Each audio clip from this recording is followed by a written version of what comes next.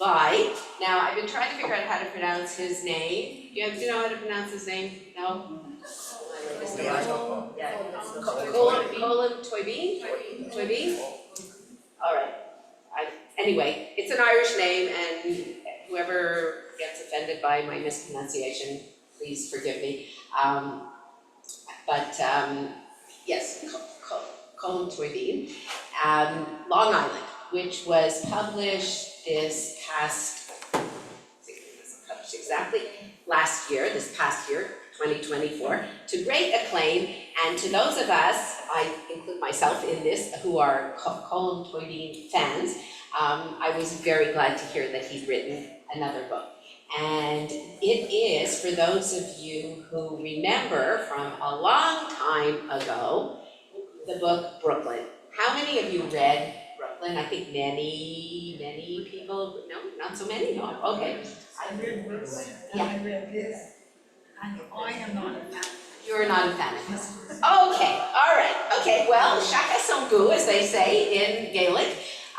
It's really, it's very, very personal.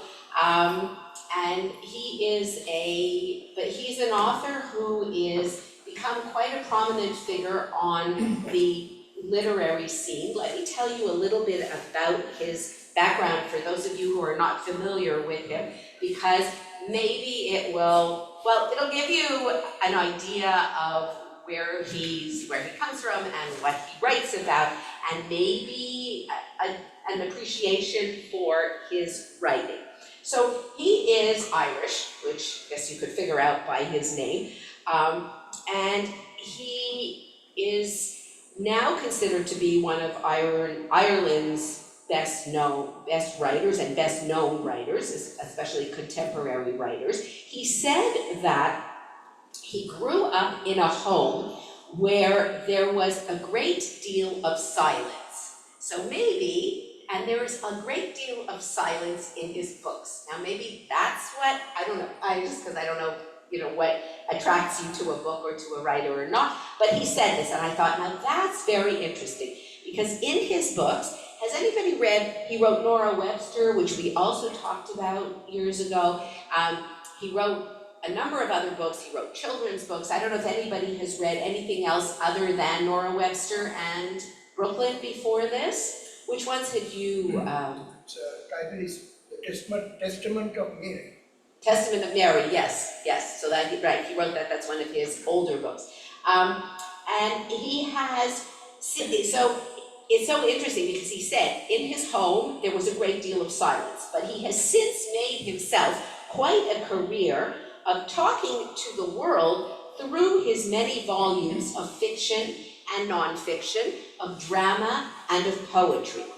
The newest of his 11 novels, this is the 11th novel, Long Island, which was published this past May, and became a New York Times bestseller, was chosen for, as I see on my copy of the book, Oprah's book club, which, that's something that helps sales for any author. And it received starred reviews from many reviewing journals. It's an international bestseller as well, as was Brooklyn. So Brooklyn, and it's a sequel.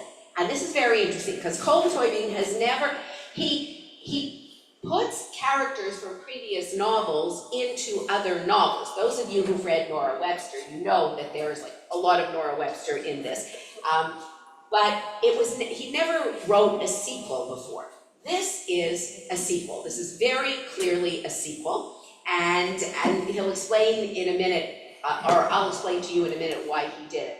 But the first book, Brooklyn, for those of you who didn't read it or didn't see the movie, because it was made into a movie, which I didn't see, but I'm sure some of you saw. Yes, with an Irish actress whose name I can't pronounce either, because it's not a Gaelic name. And so this was Brooklyn. And Brooklyn, I happen to have liked very, very much, so I was very excited when I saw that he wrote another book. Brooklyn was the story of a young Irish immigrant, a young girl whose name was Eilish or Eilish, and I asked somebody and they said it depends if you're from Northern Ireland or from Ireland, whether you say Eilish or whether you say Eilish, so I'm gonna call her Eilish. And this young Irish woman, Eilish, who went to America, she immigrated to America, and that book, Brooklyn, was the story that he told, the author, Colm Tóibín, told about the complications surrounding family and falling in love, in which she finds herself in early 1950s Brooklyn and has to deal with life there. He won awards for that book. It was considered one of the best, I just sort of interesting, 10 best historical fiction novels, and it was a bestseller, and it really catapulted Tóibín to public, like to fame and to being a best-selling author. Because before that he wrote, but his name wasn't as well known. Brooklyn did it for him.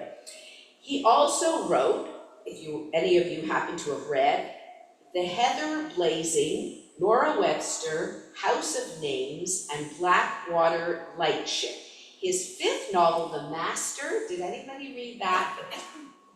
So that was, I haven't read it, although I read lots of reviews about it, but I never read it itself, is a fictional account of the inner life of the American writer Henry James.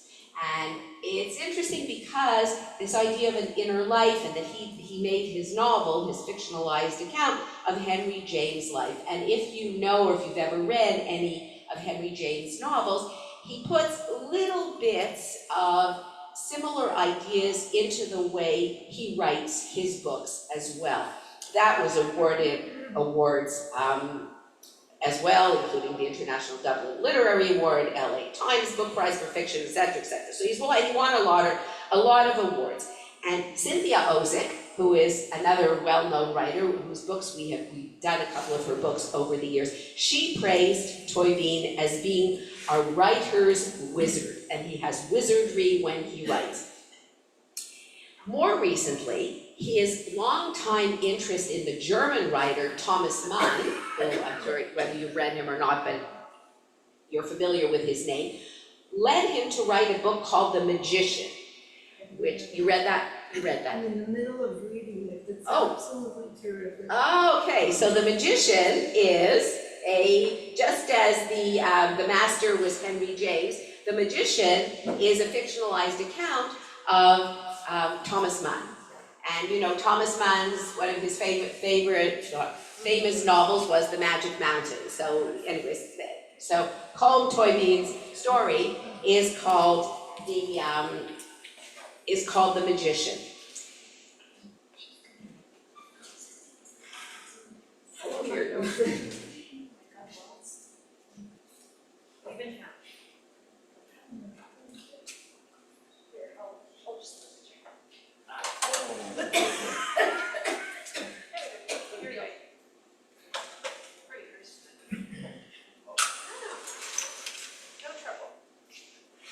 Tóibín's literary works, or let's continue the analogy of his literary conversation with the world that he carries on through his books, it explores a number of significant themes. And they come, and if you've read, you'll see them in Long Island, if you read Brooklyn, if you read Nora Webster, even if the other ones, the Magician or The Master.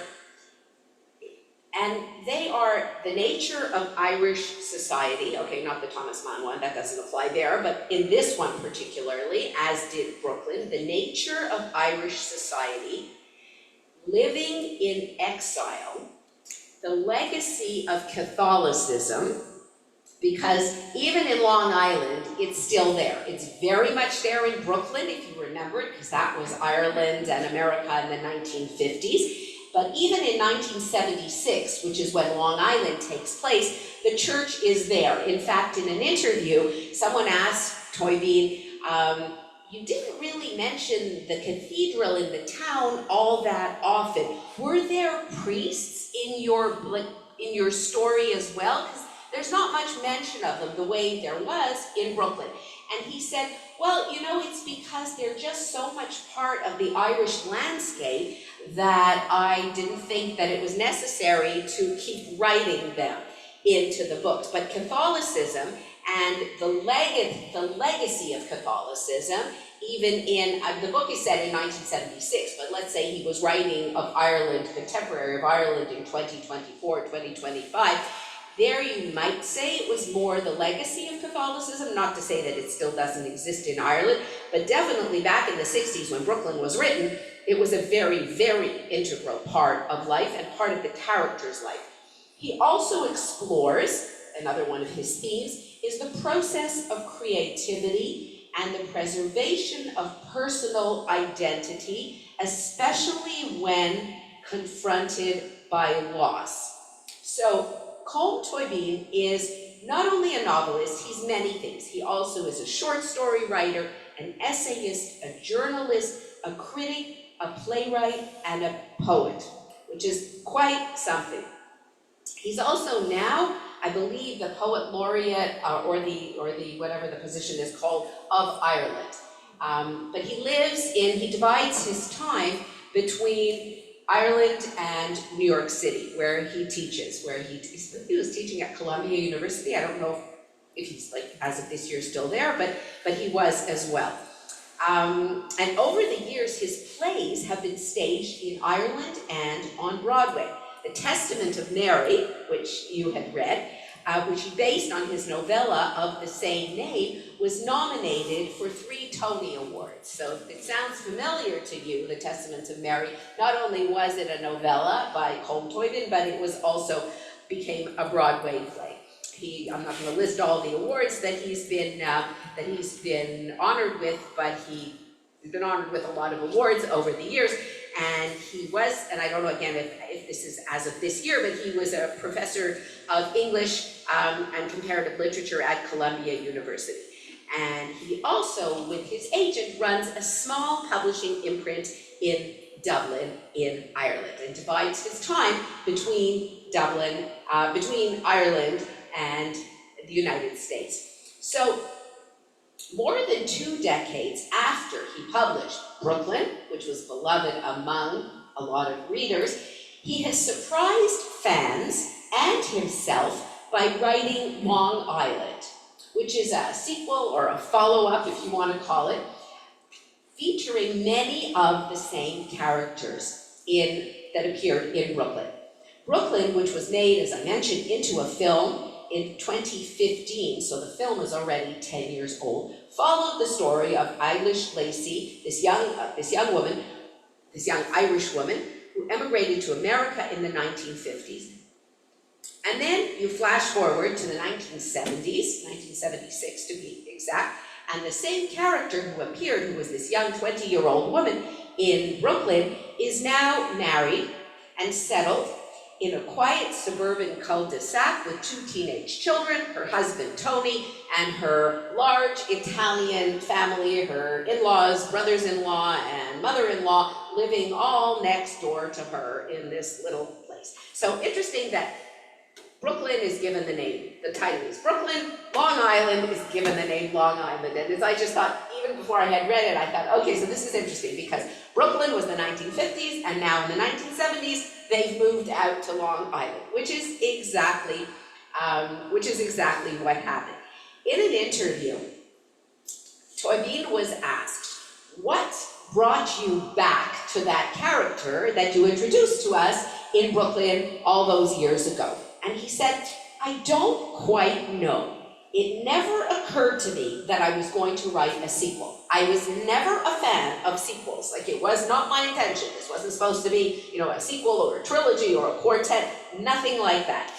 He said, but the only image I had in my head that I can maybe explain this with, and I had it quite strongly over a number of years, was that sometime in the future, after the novel Brooklyn, and this is what this is a writer explaining his process that he had. So Tóibín had this picture in his head, and it was of Eilis's brother, one of her brothers, she has 2 brothers, would be walking on the beach at Ballincollig which is a beach in Ireland that's mentioned in both novels, because there's scenes of walking on the beach in Long Island, for those of you who just read the book, and there's scenes of walking on the beach in Brooklyn as well. So the beach in Ireland there, so he said as a writer, he had this picture of one of Eilish's brothers walking on this particular beach, and then there would be, that there were two teenagers with him, walking with him, Eilish's brother, and they're clearly in some obvious way not Irish, probably of Italian origin. They are tall and they are good looking.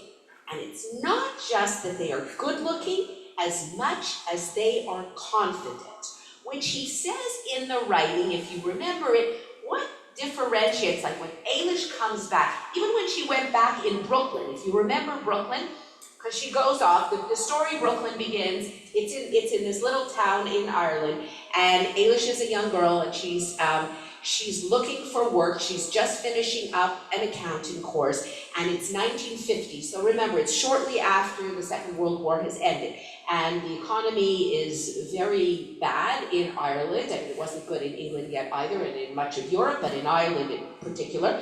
And she doesn't really have any prospects of a good job. We meet her sister Rose, who's older than her, who has a good position at a company in town, who's very beautiful, who goes off to play golf, who's lovely, and who Eilish looks up to. There are two brothers, but the brothers have to leave, because that's what many of the Irish did. They went across to England to find work when there was no work in Ireland. So Brooklyn opens up like that. And but he says, but in the book Brooklyn, and then eventually, Eilish, well not so eventually, at the beginning of the story, Eilish is convinced. Eilish doesn't pick up and move to Brooklyn on her own in the first novel. She is being convinced to do so. Her mother, her sister, the local priest, they've all gotten together and said, you know what, with this young girl, there's no future for her here. A good thing would be for her to move to Brooklyn. She could get work there. She'll move to a nice, Irish Catholic parish there in Brooklyn.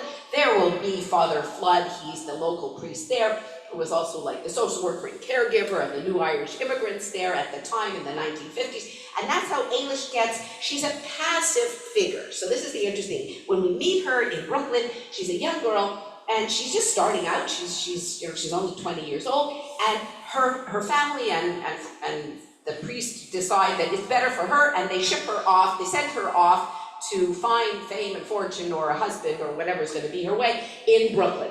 And she's the passive recipient of what they tell her to do. And then she comes back in Brooklyn, if you remember, because there are parallels in these two books.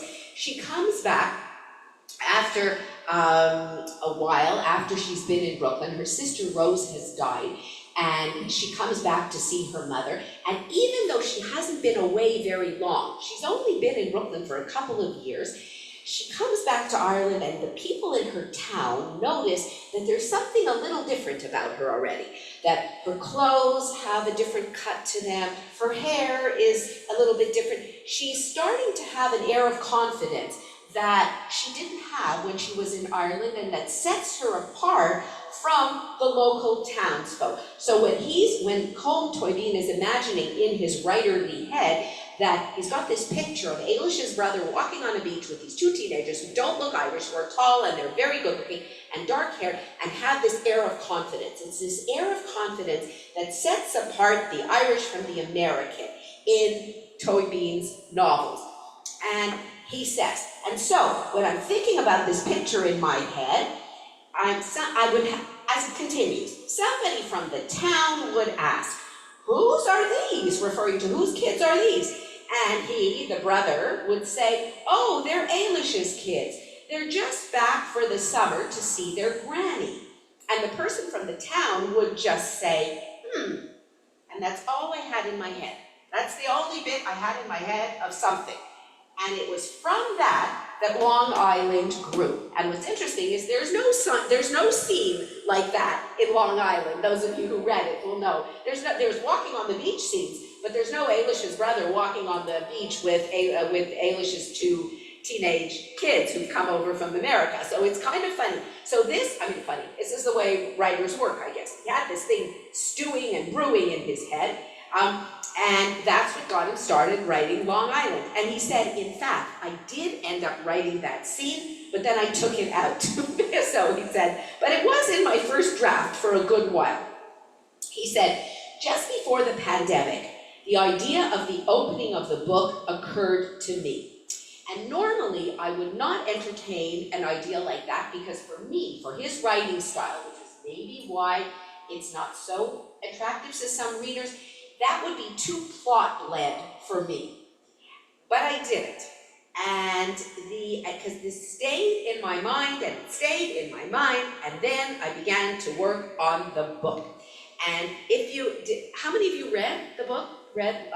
Oh, terrific. Okay, so no problem with spoiler alert. You all remember that first scene, because that first scene is really what kind of, it pulls you in. And it's interesting because it's not like he sets the stage in pages and pages and tells you or brings back or develops new characters. And then this event occurs, and then the story has to decide what to do with it. It's literally, you open the book, you open the first page, and you've got it. Just to, I don't know if you all read the book recently, but I hope you don't mind. Let me just read you the first couple of pages, because his writing. That Irishman has been here again, Francesca said, sitting down at the kitchen table. He has come to every house, but it's you he's looking for. I told him you would be home soon. What does he want? Eilis asked. I did everything to make him tell me, but he wouldn't. He asked for you by name. He knows my name? Francesca's smile had an insinuating edge. Eilis appreciated her mother-in-law's intelligence and also her sly sense of humor. Another man is the last thing I need, Eilis said. Who are you talking to? Francesca replied.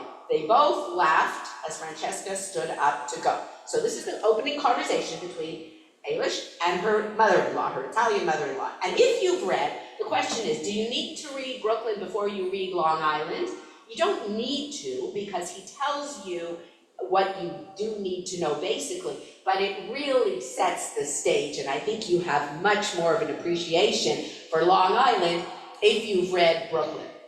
So you'll remember, like even at this point, if you've read it, that who's Francesca? That, oh yeah, she married Tony, and Francesca was Tony's mother from Brooklyn, right? Because we met Tony, her now husband, when he was her boyfriend there in Brooklyn, and he takes her to their family's small, crowded apartment where he introduces her to his parents and to his three brothers, and eventually, they talk about plans in Brooklyn that they're gonna build in Long Island because land is really cheap out there. And the family, they're plumbers. They're gonna build these homes themselves. And sure enough, when we meet them 20 years later, there they are in Long Island. They built themselves homes all together, one on top of each other. And Francesca, the mother-in-law, is there. So that's the opening scene. They laugh. Francesca stands up to go.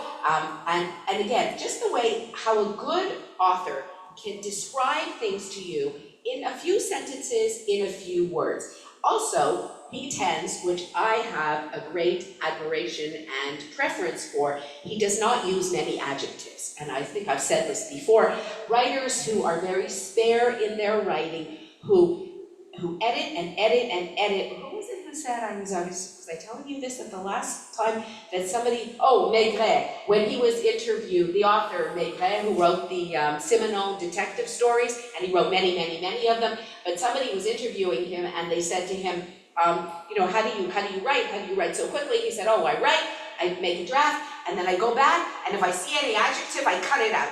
And so anyway, that's to an extreme, but Colm, and he has some adjectives, but it's not this kind of flowery writing. So every word is carefully chosen, and you as the reader, we as the reader have to pay attention. So they both laughed as Francesca stood up to go. So it seems to be a good relationship, mother-daughter. We already know that Francesca's smile though has an insinuating edge, because Eilis said, how did the guy know my name? And her mother-in-law smiles and okay, how did he know your name? I don't know how he knew your name. Are you pretending you don't know who he is and don't know your name? So she walks across. From the window, Eilis watched her walk carefully across the damp grass to her own house. So this is how close they are. So when we go to the scenes in Ireland, when we're back in Enniscorthy, which by the way is where Colm Tóibín came from, so it's, and where he still goes back to Ireland today. So there's a lot of autobiography in his writing, or at least a lot of, memory stuff for him, that she puts this all in here, and Eilis is watching her mother-in-law walk across, and so you get the feeling right away that Eilis is in this fishbowl of the family. So when she goes across, she goes home to Ireland, and she goes to the small town, and you think, oh, what a small town, everybody knows everybody's business and everybody is gossiping about each other. And because that's what happens in Long Island, like that's how the story comes, to its conclusion, is that the townspeople are all gossiping and nobody is able to have a secret from anybody else. If you think that you can have a rendezvous with your paramour in the middle of the night and you're so careful and you look and there's nobody watching on the street, as do Nancy and Jim, when they're carrying on their relationship. But sure enough, Mrs. So-and-so, she got up to go to the bathroom in the night and she saw Nancy leaving at 3 o'clock in the morning. So everybody knew that they were having an affair or so.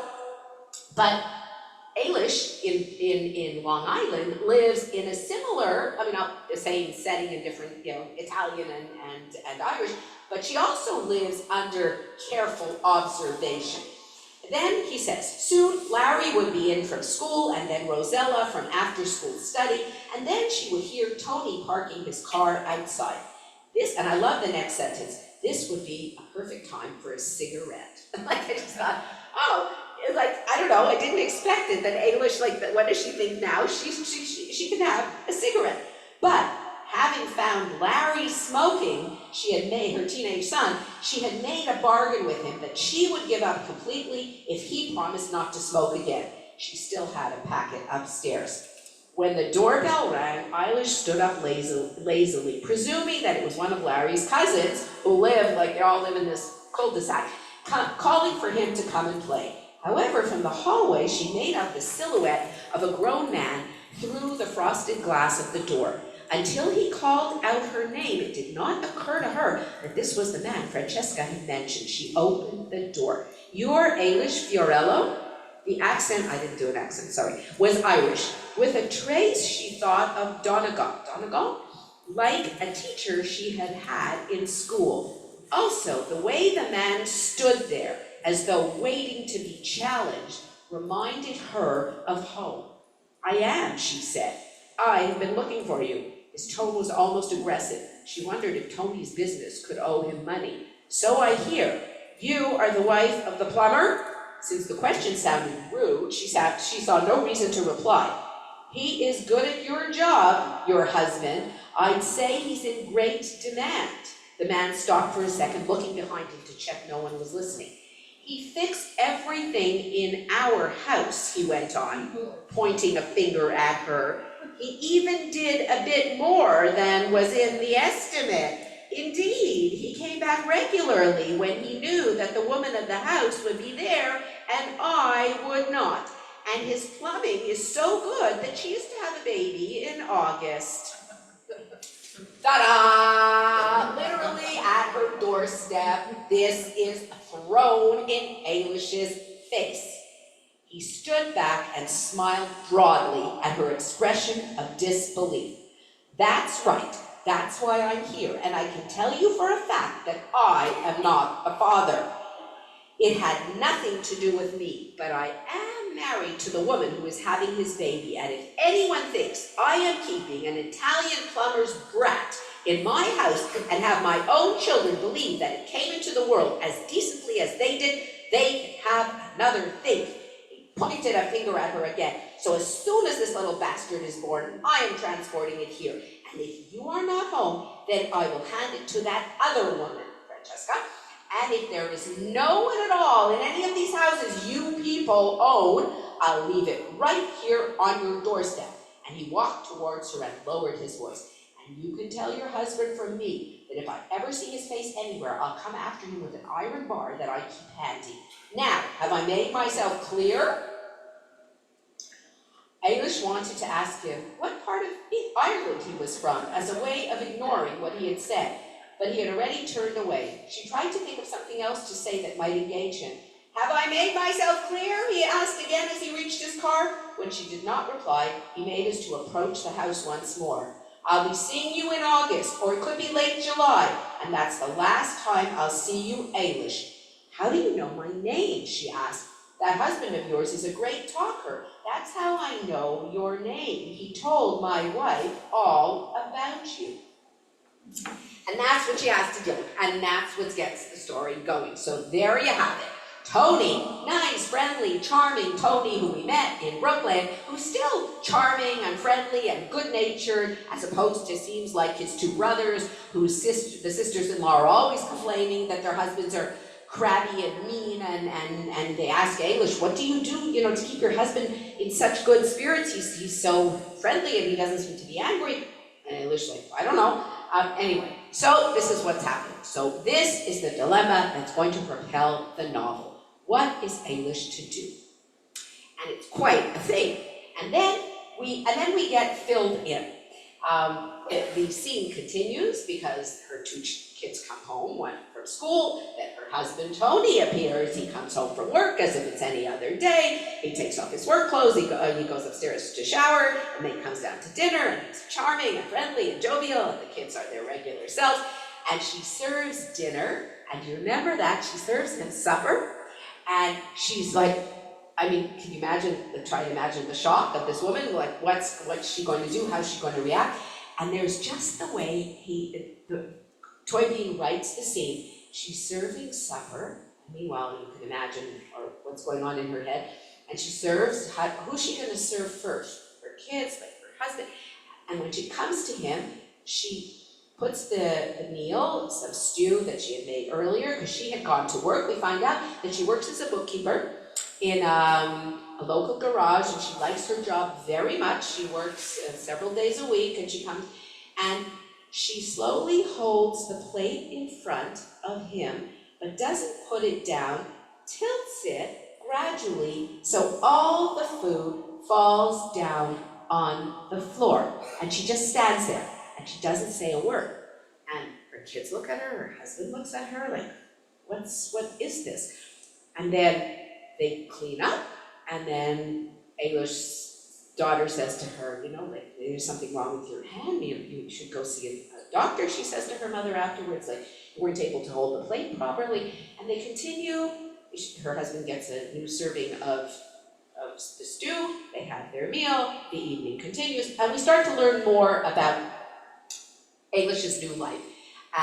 But then eventually she confronts her husband in bed that night, and she says to him, "The man came to see me," and he says, doesn't really say. Anyways, and she says to him, "I just want you to know," because that's how the first chapter ends, "I just want you to know that I am never going to look after anybody's child. So this is what the man told me, and you should just know that I don't know what you're going to do about this, but I will not be looking after that baby."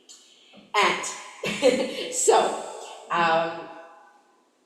when he was asked, so he said, so that's where, from that first idea, he got this story. And he says, this novel is dialogue-led. The main person here who does the talking is Eilish. She has become more articulate since we met her in Brooklyn. She has a very forensic way of examining things. And Tóibín said, I didn't want to overdo that because, and if you remember, or I don't know if you remember, but in Brooklyn, because I reread Brooklyn after I read this, she was very hesitant in her speaking in Brooklyn. She was this young Irish girl, this is a whole new world in Brooklyn, even though it was a Catholic Irish area that she was, it was still American. Everything was strange and everything was big and she had to get used to everything. And don't you remember, that was where that scene of Eilish being so homesick, the intensity, that description of Eilish's homesickness in Brooklyn, how it actually is, you feel physically ill when you really suffer from homesickness. And that's what he described Eilish in Brooklyn. Now she's, it's 20 years later, she's married Tony, she has 2 kids of her own, things have changed. But her speech is no longer hesitant. And that's the big change between Brooklyn and Long Island. And he says, the author says, with Tony, I received a lot of feedback from my readers who emailed me. I guess people email authors and say, and they were very angry that I made Tony into this terrible, terrible person. And they said, how could, they thought that I was making Tony into a monster. And he said, that's not the way I see things. These things happen, and they're not ideal, but it's not as if Eilish is suddenly living with this monstrous figure. Tony is this nice, friendly, cheerful, good-looking guy, and, things happen sometimes, and I don't know, because we never really know, we never find out more. There's no description of the relationship between Tony and the woman he has made pregnant, but he's a friendly fellow, and so the author says that, but it's so disappointing. How could you do this to Tony? We thought he was such a nice guy and a good husband. And Tóibín has this great retort. He says, my flippant answer to the question is that God made adultery so we could have novels. Which I really like. He says, it's part of, the world knows this, it's part of creation, like it's in the 10 Commandments, right?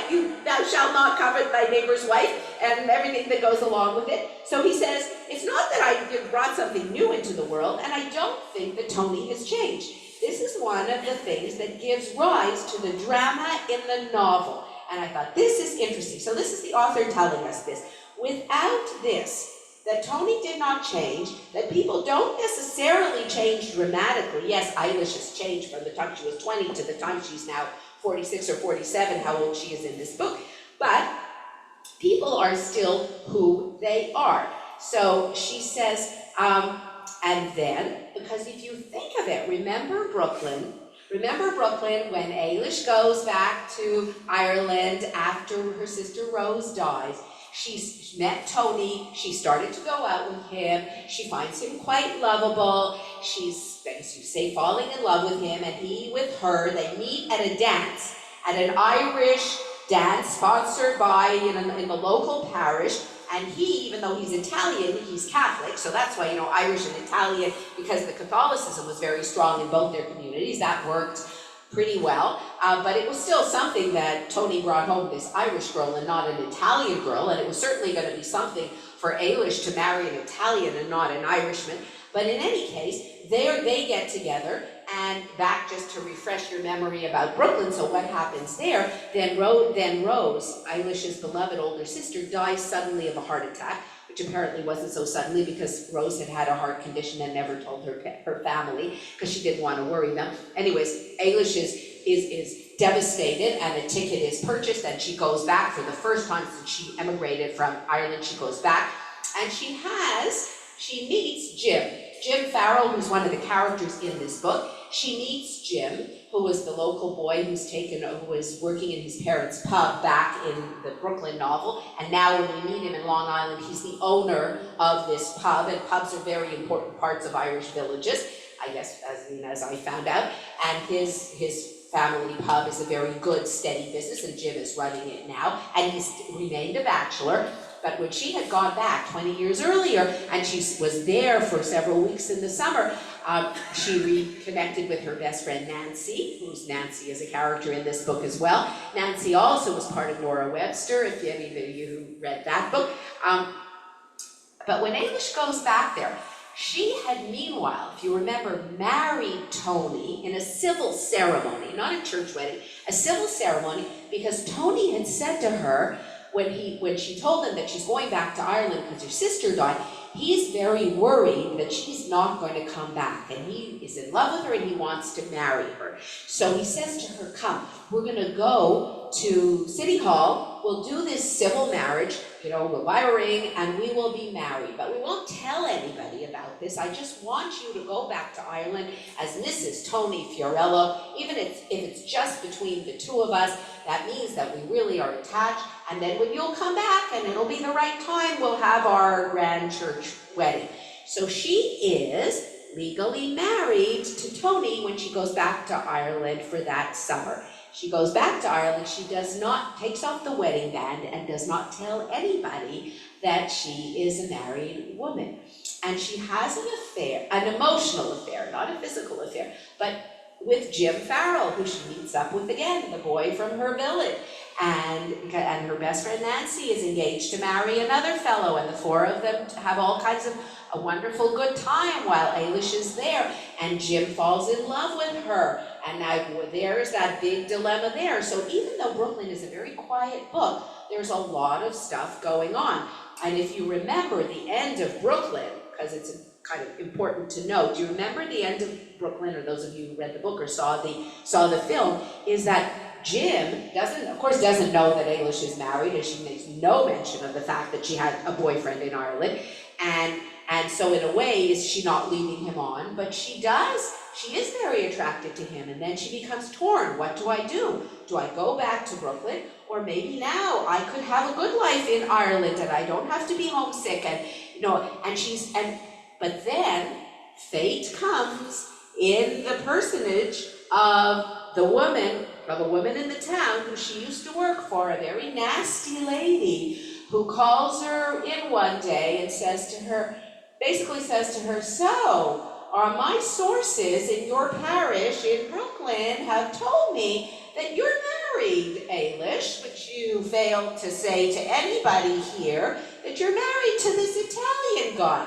And Eilis has no idea that anybody knew, because how could anybody know? But this is one of Colm Tóibín's themes, is that people know, and that secrets are very, very difficult to keep. And whether they're in Brooklyn or whether they're in Enniscorthy in Ireland, you're never sure that your secrets are safe. So at the end of that book, what is Eilis going to do? Is she going to leave Tony there, forget about that whole bit somehow?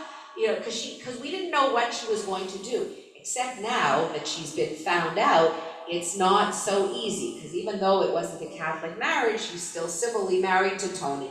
But she's in love with Jim, and what's going to be, and he has that ending, which he repeats a similar ending in Long Island, where Eilis leaves. She writes Jim a note, drops it into his mail slot, and goes off to Dublin to take the boat back to America. And that's the ending, and that's the last we know of her in Brooklyn. Then when the story opens here, ta-da, we meet her at her front door, and this guy is coming to tell her that her husband has gotten another woman pregnant, and what's she gonna do with this? And again, she goes back to Ireland. So it's a similar, kind of a it's a sequel because it's 20-something years later, but there's similar ways that he set up the story. So in this case, it's her mother, we find out. So this is the big dilemma. What's Eilis going to do with this? Okay, that's one thing. But then she doesn't know what she's going to do. All she knows is she's made up her mind she is not looking after this baby. And then we get to know a little bit her children, her two teenage children, her husband. How can she ever have the same kind of, she can't have any trust in him ever again. And she goes back to Ireland. This time, the reason that she goes back is her mother's 80th, coming up, impending 80th birthday. So she thinks to herself, I would like to see my mother one more time.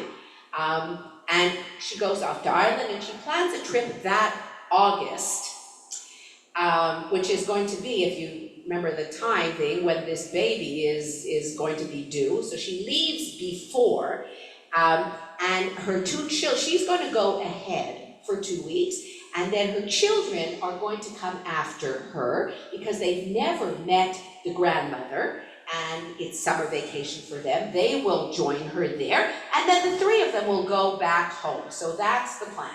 So Eilis goes, she meets, as you know, she meets up with Jim again, and the romance, the attachment is rekindled. This time it's not just an emotional affair, and it's interesting because he said, Tóibín, the author said, he does not like to write sex scenes. He said, I find it very difficult, and I wasn't going to write one at all, but my editor said to me, you have to put something in there, because if she goes to the hotel room, your readers will want to know, is it, did anything happen? Did nothing happen? So he says, so that was a very hard thing for me, but I managed, after many drafts, to figure out what to write, because there's those 3 days, they rent a room in Dublin in the hotel. And it also turns out that Jim's idea of going to Dublin to rent a room in a hotel, which he did weekly, and the neighbors thought that he had a woman in Dublin and that's why he was going, and he didn't. He was going for whatever his business reasons. But this time, they have a rendezvous, Eilis and Jim, and they think that nobody knows, but of course in that little town where they come from, somehow everybody knows what's going on, except that the complication is in the meantime. And this is where the moral dilemmas, that the book is full of them, because, first we have Tony, who has cheated on his wife, because, okay, maybe he's a nice guy and the woman was there and whatever, but he still basically committed adultery. And as Colm Tóibín said, well, if you don't have adultery, you wouldn't have so many good novels, so there. But then as the story goes on, Eilis, in her fury at her husband, goes off to Ireland, and what does she do? So she does the same thing. But the complication there is that her best friend, Nancy, who was her best friend back in the girlhood, who had been married, that was the four of them.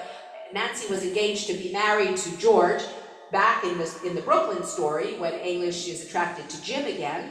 And Nancy had been married to George for many years, very happily so, until George got sick and died, and left Nancy a widow. And what has she done? She's an enterprising woman, this Nancy. She opened a fish and chips shop, which you get those scenes of Nancy in her fish and chip shop, which she's running, which does very well, although it causes a lot of smells, and that seemed to be a lot of description about that in the book. But Nancy and Jim meet up. He is the bachelor, the most eligible bachelor of the town, a kind, decent, stable fellow, and Nancy is a widow, and they are attracted to each other, and they have this relationship, and all seems to be going fine, and Nancy figures, and they talk about marriage, but Nancy says to Jim, I don't want to get married because her daughter is getting married, and I don't want to, take away any of the limelight from my daughter, so we'll get engaged and we'll get married after her wedding is over. The wedding does take place in Long Island. We get to go to the cathedral, we get to go to the wedding, and then Eilis comes, and she breaks up, she comes and she's the other woman. They're not married yet, but Jim and Nancy are almost married, and then Eilis comes back on the scene and causes havoc again. But she's at a different point in her life, because she's just found out this bit of information about her husband. Would she, would the thing with Jim would he be so attracted to her if she wasn't so upset with Tony? You could answer yes, probably, no, I don't know. But at the end, so the story goes on, and it's again in this book, it's a very short time frame, because Eilis's kids come, the two teenagers, and there's descriptions of these two teenagers who meet their Irish grandmother for the first time, who are the first time in their lives in this small Irish town with a whole bunch of, family, friends, and relatives, and people they never meet. They knew nothing about this culture because they grew up with the Italian side, with their father's side of the family so dominant. And they start to find it interesting there. Eilis's daughter develops a relationship with her grandmother. Her grandmother takes out all the photos that Eilis has been sending over the years, and shows them to her granddaughter, and they're fascinated by this. So this is really very impressionable on these two teenagers who are getting to see the other side of their family. Things seem wonderful, except in the background is this whole feeling of, we know that Eilis is going to go back, and what's going to happen with this baby, because when she goes back, or is she not going to go back? Her kids are almost grown up, so maybe could they manage without her? Her husband, he's like, she's not happy with what he did to her. Will she stay in Ireland this time? What will she do? And so the story is a cliffhanger, at least a cliffhanger, but you're wondering what is going to happen. So even though the main the moving point of the plot happens at the very beginning, the story is so, I thought cleverly done, that until the very end, you don't know what's going to happen. And you don't know because the way he set up the book, it's told from different perspectives. Brooklyn is all Eilis's voice. All her silences, all her inner thoughts, whatever she actually says. And in this book, there's a lot of dialogue. And as the author said, this is a dialogue-led novel. And it's very effective, the dialogue. But he tells it from the points of view of Eilish, of Nancy, and of Jim. So we get to know all three characters. And when he was asked in an interview, how did you decide how much weight or how much space to give each character? He said, well, to be rather crude, I would write 5,000 words from one character, then move on to the next one. 5,000 words from the next character. He said, not exactly, but roughly that's what I did. Only occasionally it was a little bit not like that, because he said, I wanted you to get into those three characters, because it wasn't only enough for you, the reader, to have Eilish's perspective and voice. You needed the Irish ones, because he said, and I think of the clever way that this was thought out and written, because he says the Irish part, which is the main part of the book, even though the book is called Long Island, which is kind of clever. It opens on Long Island, but the majority of the story is in Ireland. That if he was to write the Irish perspective, Eilish has been away for 20-something years, 25 years. She couldn't know what had gone on in Ireland, truly. You know, she could read about it, but she wouldn't really know. So he said, so I needed those characters of Nancy and Jim to flesh out the story of the town. And the town becomes very important also. And you start to see the parallels between the cul-de-sac in Long Island, where Tony Fiorello's family lives and where Eilish has been living for the past 20-something years, not in her Irish home, but in this little place in Long Island where she is surrounded by the Italian family. And then you go back to Ireland, and that's like a fishbowl. Literally, as if she would take a walk, the sister-in-law would say to her, oh, so where'd you go for a walk yesterday? I saw you leaving the house. So, absolutely no privacy, no secrets, or difficult to keep. And then she goes back to Enniscorthy, where everybody knows everybody else's business still in 1976. Hasn't changed since 1950, whatever. Since 1950 when she left. And she goes back there, and again, it's the snooping or the finding out that townsfolk or other people have that is going to impact on the way the characters act. And there's like wonderful bits at the very end.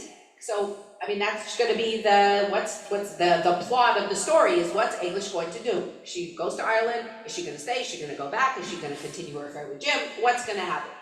And meanwhile, because you know Nancy, and because you know Jim, and because there's all of them sympathetic characters, in fact, maybe Eilish is the least sympathetic of all three characters. Like, it would be interesting to discuss that after. And Nancy is a very sympathetic character because she's this woman who's been left a widow, who's had to figure out how to support herself and her three children, and she works very, very hard at this fish and chips shop that she opens. Jim is a decent, kind fellow who's never really gotten over Eilish and her abandonment of him back all those 20 years earlier, has finally, it seems, found companionship and love with Nancy, who's a widow. And then Eilish comes back onto the scene and disrupts everything all over again. So Nancy, which I thought is such a clever move on her part, decides instead, when she hears that Eilish has been back and that Eilish has been having an affair with Jim, who she is not officially, but almost engaged to or planning to marry, how is she going to react? Is she going to confront him? Is she going to say, okay, I see, forget it, and that's it? No, she does this very surprising and I thought brave thing. She goes into her drawer, she finds her wedding band, which she's trying, her engagement ring from George, her first husband, and she gets, and there's a description of her trying to get it on her finger because her fingers have thickened since she was a young girl all those years ago, and she remembers a way, like, put soap on your finger, and she manages to force this ring on her finger because she wants to do this very quickly, and She walks around town all of a sudden sporting an engagement ring. Up and down the streets, even goes to Eilish's house and shows this ring to everybody and announces that she and Jim Farrell are going to be married very proudly. So that's what she does.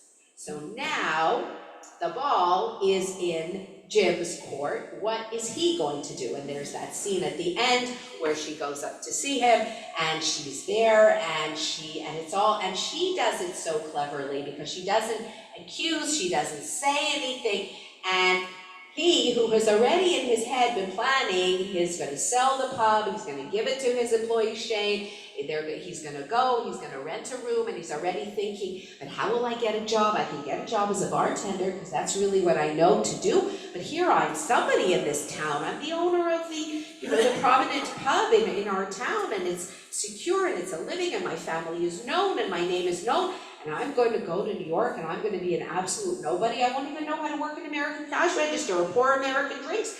But he's dreaming that he's going to follow his heart, which is this Eilis who has appeared again. And he's got this all planned. And then Nancy plops herself down with the engagement ring and he has to decide what to do. And meanwhile, so does Eilis, because she doesn't give Jim an answer, and at the end she leaves and does, it's a similar disappearing and leaving us readers, again, with kind of, at least with me, with my mouth open, so what's going to be now? And you keep thinking, and another great twist, those of you who read it will remember, the two characters, the mother and mother-in-law, the two mothers-in-law, they are great.